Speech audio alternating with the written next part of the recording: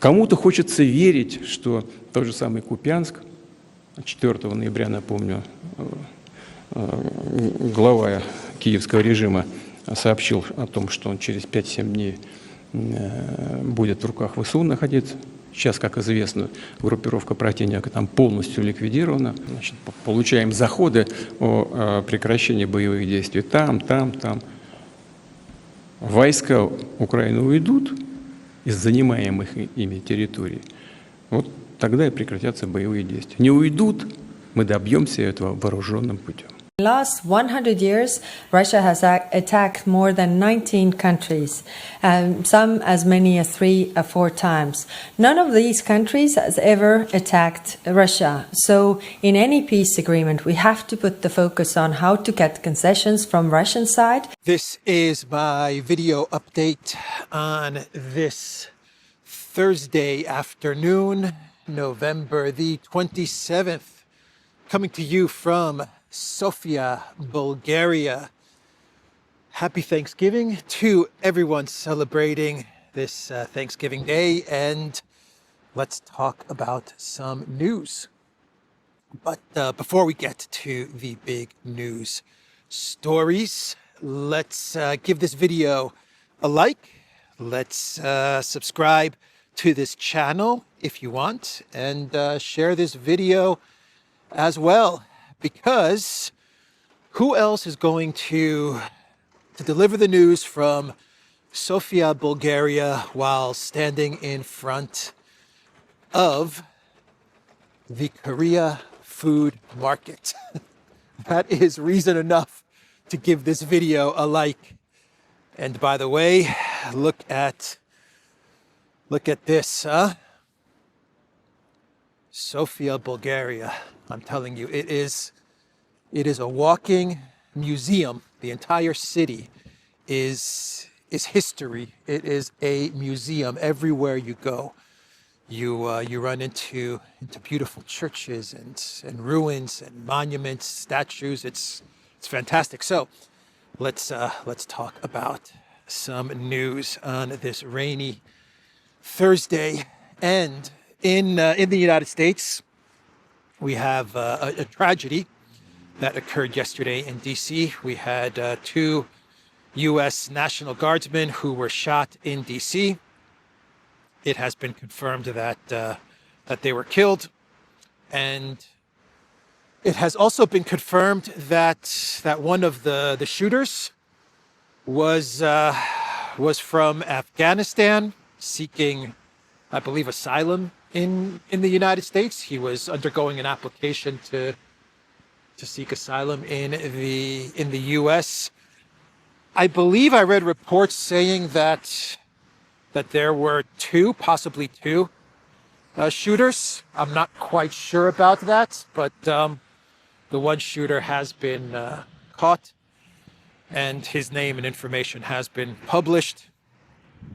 That happened in the U.S. Trump has already announced that he is going to put a stop to migration from Afghanistan. He has already announced this. Afghan asylum seeker has been identified as the suspect of the D.C. National Guard shooting, and the U.S. freezes immigration requests from Afghanistan in response to D.C. attack.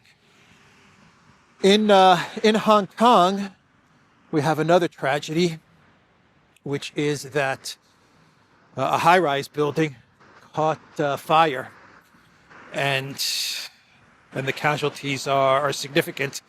At the time of this recording, the fire still rages, and 55 people, I believe, have been confirmed killed in this high-rise fire.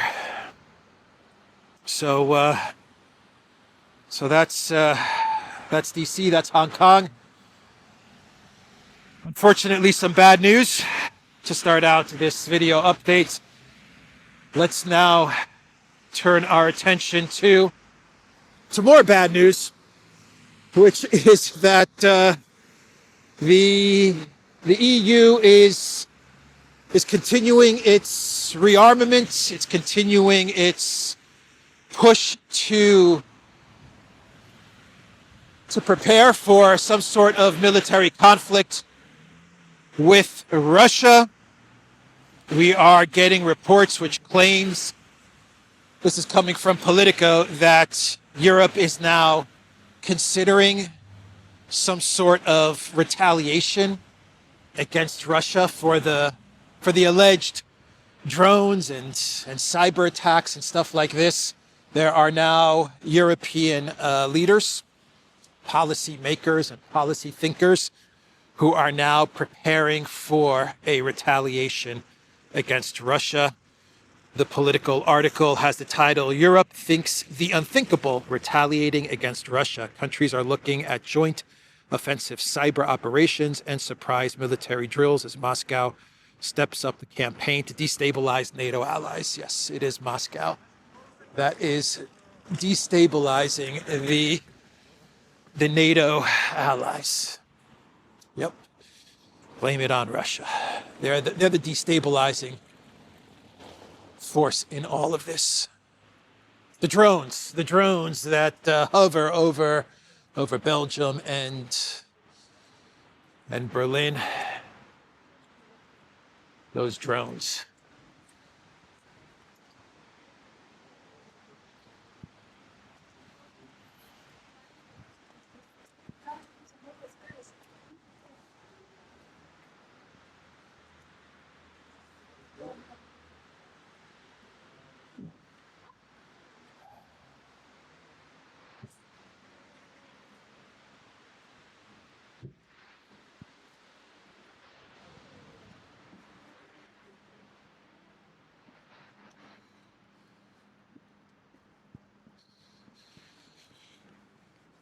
So let's read some more of what is going on according to Politico, and of course, driving this thinking of the unthinkable, retaliating against Russia is of course someone from one of the Baltic states, the foreign minister of Latvia. Of course, I'm not surprised.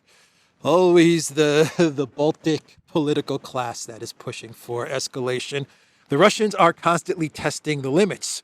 What is the response? How far can we go? Latvian Foreign Minister Baiba Braze noted in an interview. A more proactive response is needed, she told Politico.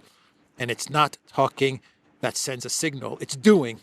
Russian drones have buzzed Poland and Romania in recent weeks and months, while mysterious drones have caused havoc at airports and military bases across the continent. Other incidents include GPS jamming, incursions by fighter aircraft and naval vessels, and an explosion on a key Polish rail link ferrying military aid to Ukraine. Yeah, that's that explosion on the Polish rail link. Okay. And the GPS jamming, I imagine what she is referring to, this foreign minister, she is probably referring to Ursula's plane landing in Bulgaria, right? In Bulgaria, I believe Plovdiv is where she was landing, and there was this GPS jamming. Yep. The Russian GPS jamming, which was proven to be completely false and fictitious. All of it has been proven false and fictitious by I believe it was flight radar that proved that it was all a bogus story that the EU put out there with Ursula's plane landing in Bulgaria, and they had to use paper maps and all of that nonsense. Yep, this is all a good reason. All of this stuff is a good reason to build up your military, to prepare for some sort of a smash with Russia. Actually, Lukashenko, he even said, as I think he's attending the CSTO meeting, and he even said that Europe is obviously rearming so that they can enter into some sort of a conflict in the next couple of years with Russia. That is what Lukashenko said.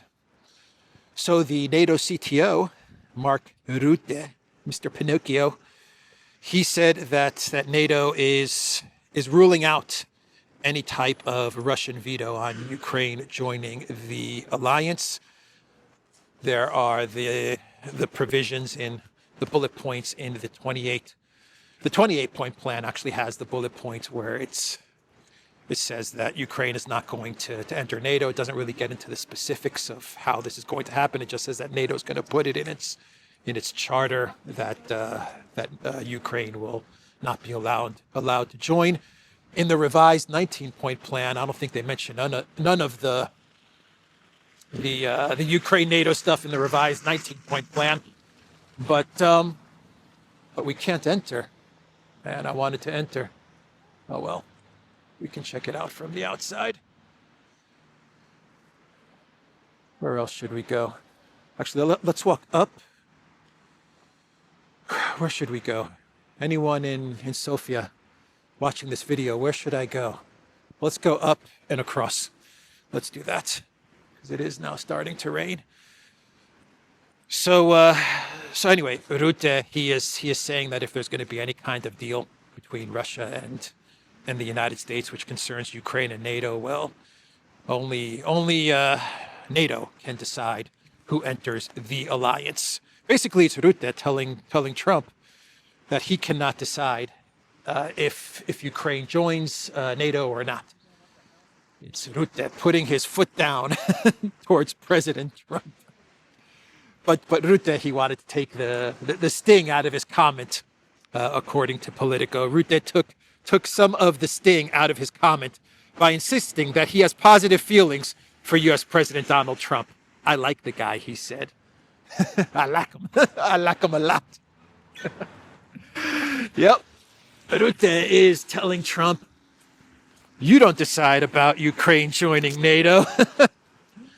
NATO decides. Ukraine decides and NATO decides, U.S. President Trump. But I like you a lot. What's Trump going to say about Rutte? I don't like him. I don't like him at all. Now, let me open this umbrella here. All right. So now the video gets challenging. So that's Rutte. And what else? What else is going on? I already forgot my next topic. Yes, more EU buildup. France is going to be instituting voluntary military service, 10-month voluntary military stint in France. All of this is once again because of Russia. So France joins Europe's military service bandwagon. And then we have this story, which is that Sweden seeks long-range missiles that can strike deep into Russia. In an interview to Reuters on Tuesday, Swedish Defense Minister Pål Johnson said that the country must build a stronger deterrent to Russia's growing long-range capabilities. Last month, he warned that people living in European NATO states should prepare for a possible war with Russia. And they're seeking long-range missiles that can travel 2,000 kilometers. So that, according to the Swedish defense minister, they can hit Moscow. Sweden wants to hit Moscow. How about that? So let's talk about stunning and brave Kallas. Stunning and brave. And someone put up on X this photo of the stunning and the brave dials with reference to Kaja Kallas. Actually, this photo, this image, was in a comment underneath Kallas's latest statement on Project Ukraine. She had a meeting with other EU officials, and then she gave a 4 or 5 minute speech on Project Ukraine and the negotiations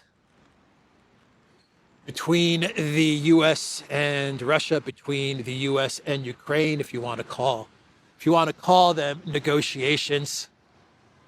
She gave her thoughts, Kaja Kallas. And boy, did she give an incredible speech, that Kaja Kallas. The statements that she made, The statements that she made, I have to say, were some of her most powerful, some of her best statements on Project Ukraine to date. Let me just say that Kallas has pulled out in front of the race for Clown World of the Year with her latest statements on Project Ukraine. Kallas, she said that those who claim that Russia is winning the conflict, she said that is false. How do I cross? How do I cross? Let's see. Let's see here. Yeah, she said that the claims that Russia is winning, it's all false. And I'm stuck. How do I get to the other side? That is the challenge. Okay, let's walk up that way. We'll figure it out somehow.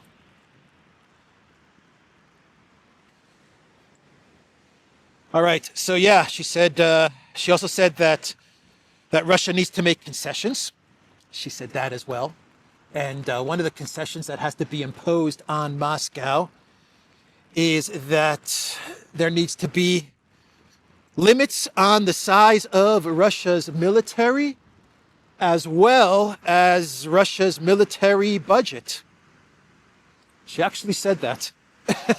She said that the collective West has to put limits, impose limits on Russia's military size and military budget. It was a great speech. It was a great speech from Kallas. An absolutely great speech.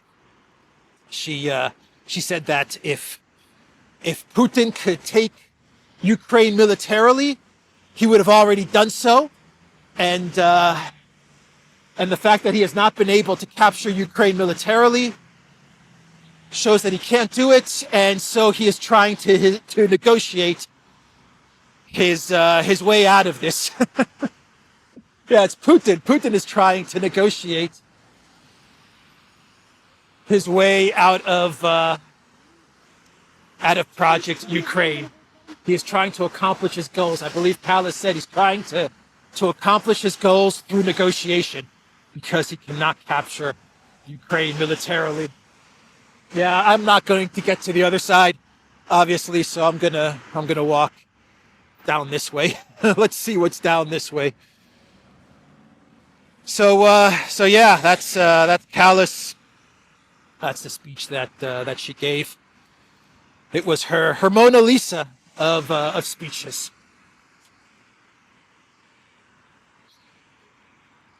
The speech that will give her Clown World of the Year. That's for sure. She's definitely in the lead, no doubt about it. Let me see if there's anything else that I'm missing from her latest statements. Let's see. The notion that Ukraine is losing is flat out false. If Russia could have conquered Ukraine militarily, it would have already done so by now. Putin cannot complete his goals on the battlefield, so he would try to negotiate his way there. And then Kallas, she said that US and EU sanctions are working. Energy revenues for Russia are shrinking, and Russia is losing cash and troops. And so Kallas' solution going forward is not to negotiate with Russia, at least not yet, but to keep the pressure going and to seize the Russian frozen assets. You got to take those Russian frozen assets. That's her solution. More sanctions, more escalation, and take those frozen assets. Come on, Belgium. Kallas is actually saying, what is wrong with you, Belgium? She's actually saying that. What's wrong with you, Belgium? Take those frozen assets. Come on. What are you guys waiting for? So that's stunning and brave. And And Ursula agrees. Yeah, Ursula agrees with Stunning and Brave. It looks like they've put their differences aside because it was being reported that there was some sort of Game of Thrones power struggle between Vander Pirate and Stunning and Brave. That is what Politico was reporting last week. But now it looks like they are on the same page, at least when it comes to Project Ukraine and to taking the Russian frozen assets. Ursula once again is trying to pressure Belgium into handing over the Russian frozen assets from Euroclear to the Zelensky regime. And Ursula's pitch to Belgium is that they do not have to worry about any legal fallout. She claims that the EU legal team, they've gone through everything, all the risks, all the dangers involved with seizing the Russian frozen assets, and their message to Belgium is don't worry. Don't worry at all. We've got you covered. Our legal team, they are guaranteeing, well, maybe not guaranteeing, they're telling me that everything is going to be okay. So hand over the 200 billion or 180 billion or 140 billion, hand that over to the Green Goblin. Don't even worry about all the corruption scandals and stuff like that. Just hand it over, and Belgium, everything is going to be okay. Come on, Belgium. Why don't you want to ruin your economy? Why don't you want to ruin the reputation of Euroclear for the Green Goblin? Come on, for Zelensky. What's the big deal? What is the big deal? Just give that money over to Zelensky. That is what van der Leyen is saying. According to her, there is no scenario in which the cost of Ukraine would be paid solely by European taxpayers. It won't be paid solely by European taxpayers. 99% will be paid by European taxpayers. The other 1% will handle it as the Brussels elite. The globalists will take care of the 1% of the cost. The other 99%, that'll be paid by the European taxpayers. Euroclear actually sent a message to van der Leyen the other day, and they warned her once again for like the upteenth time not to continue to push to take the frozen assets. Such a mechanism would be perceived as confiscation outside the European Union and spook investors. The mechanism that Euroclear is referring to in the letter that they sent to van der Leyen. Another letter that they sent to van der Leyen is the mechanism where they take the frozen assets and it becomes an IOU, and then they hand it to Ukraine in the form of reparations loan and all of that nonsense. Anyway, that is the message coming out of Euroclear. Now let's talk about the leaked phone calls, the Ushakov, Witkoff phone calls, Ushakov, Dmitriev phone calls. We are now getting U.S. lawmakers who are pushing for the firing of Witkoff because of these nothing burger phone call leaks, absolutely nothing burger phone call leaks. Even Trump, when asked about these phone calls, it's a big puddle.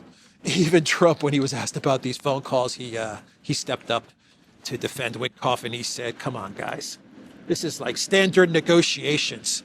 You talk to the other party, you strategize, you try to come to understandings and solutions for your approach." He's like, this is one big nothing burger. And Trump is right, man. It is one big freaking nothing burger.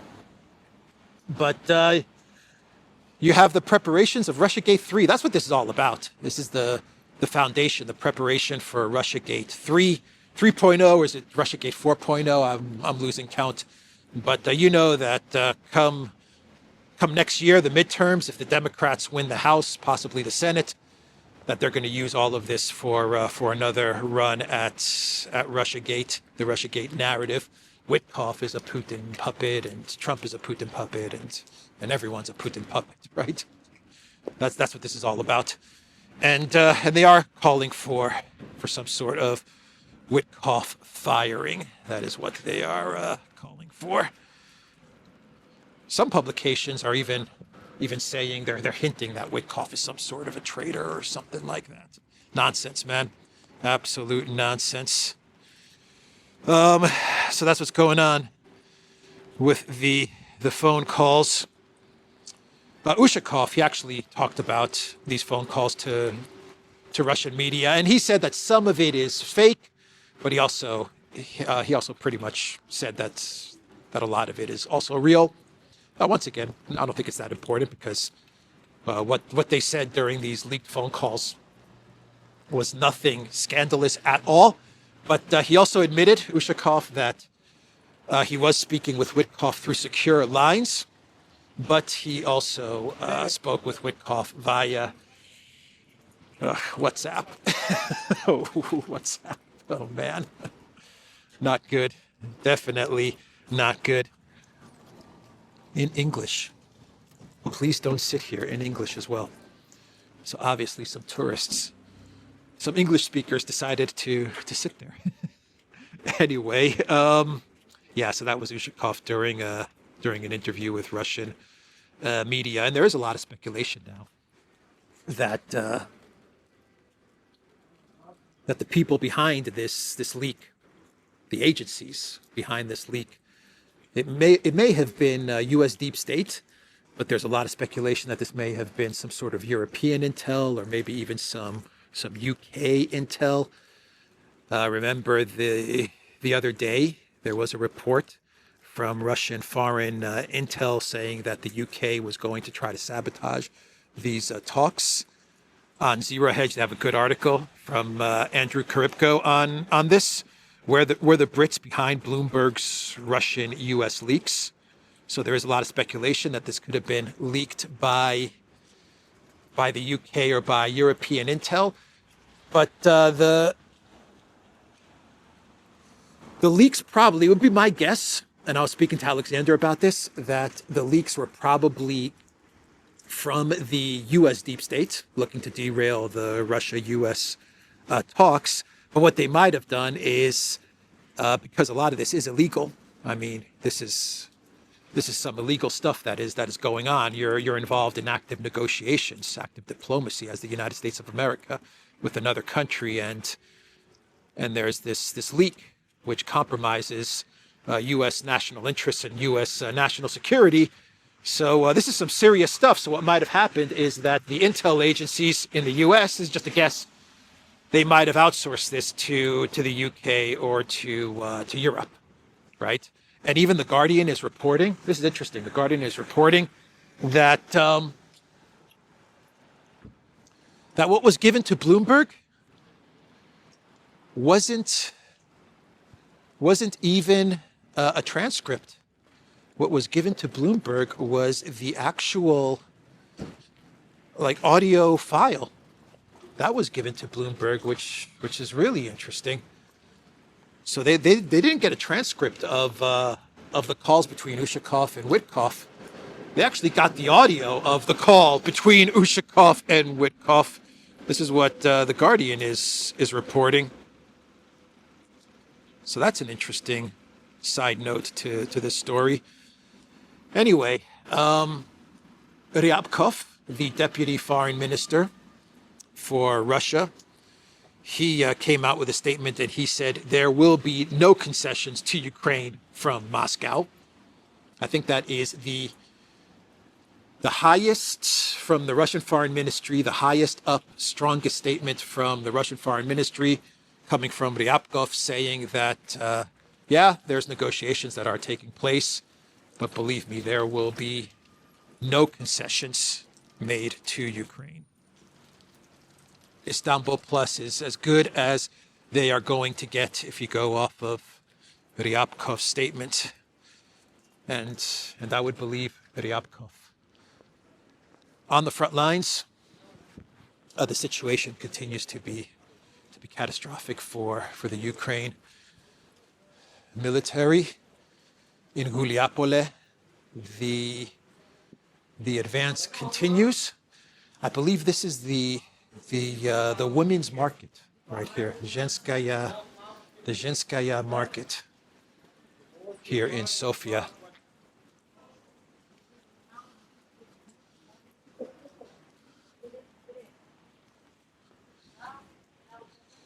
So Russia's advancing very quickly in Guliapole and the Zaporozhye direction. They're advancing in all directions. But the quick advance that has kind of shocked everybody and shows that the Ukraine defenses are crumbling is the advance in the direction of Zaporozhye and Guliapole. And believe me, if there was no quick Russian advance, military advance, and Ukraine military collapse, none of these negotiations, any of this stuff would be taking place. It's all driven by the catastrophic situation on the front lines. So let's wrap up this video with some clown worlds. We start with Chrystia Freeland. And this news story came out a couple of days ago, so I haven't had a chance to talk about it yet. But Chrystia Freeland, who is under Carney, I believe she is a Ukraine special envoy, she is going to be moving to the UK. That's right, and she's going to become the CEO of the Rhodes Trust. The Rhodes Trust is the institution, organization that picks the Rhodes Scholars. Those Rhodes Scholars. They indoctrinate them. They pick them when they're young, and they give them the scholarships, and they prepare them for a life of public service. Right. So yeah, she's going to head up the Rhodes Trust, the Rhodes Scholarship in the UK, where most likely the Zelensky government will be in exile. It's either the UK or France. That's my guess. I don't think Zelensky's going to be in Miami. Something tells me that he's not going to be in the United States. Something tells me London or Paris. That's where the government in exile will be. First, it'll be Lviv, then it'll probably go to Poland, and then it'll head to London or Paris, France. Anyway, the Baltic nations, they're now seeking a bailout. They want an economic bailout from the EU because they are experiencing an economic collapse. The reason they're experiencing economic collapse, economic difficulties, I won't say collapse, maybe that's too strong of a word, but the reason they have these economic difficulties is because of the sanctions against Russia and the cutting off of tourism with Russia. And so you have entire sectors in the economies in the Baltic countries. Also, Finland as well is also looking for money from the EU. Entire sectors, entire towns that once thrived on Russian tourism are going under. And so there is a plan being put together to bail out the Baltics, including Finland and some other countries that relied on Russian business and Russian tourism. And instead of fixing the situation with Russia, maybe using some diplomacy and maybe rolling back some of the tourist restrictions. Nope, they're not going to go that route. Instead, what they're going to do is they are going to come up with a bailout and some sort of a fund. And who's going to pay for all of this? Well, taxpayers and the money printers, the money printing of Christine Lagarde. That's the solution that they have come up with. All right, let's end the video. I've spotted a beautiful church in the distance. So let's make our way over to the church. And we are wrapping up the video. And I also got to the good part. I arrived to the food part of the market. So let's check it out.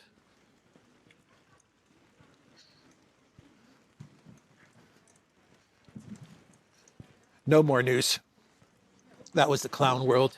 I don't think I have any other news stories to talk about. Oh, Grinnell there are reports that Grenell is going to be going to Venezuela in order to talk to Maduro.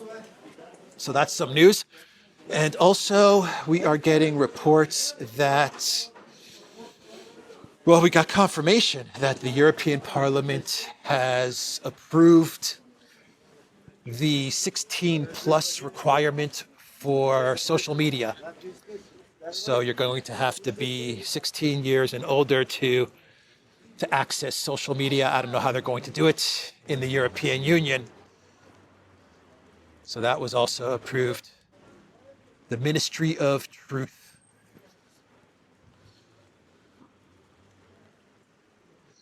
Ministry of Truth begins with the 16-year-olds. What a beautiful church. That's the video, everybody. The Duran.locals.com. We are on X. We are on Rumble and Telegram. And we are also on Substack. Go to the Duran shop, pick up some merch. The link is in the description box down below. 1897.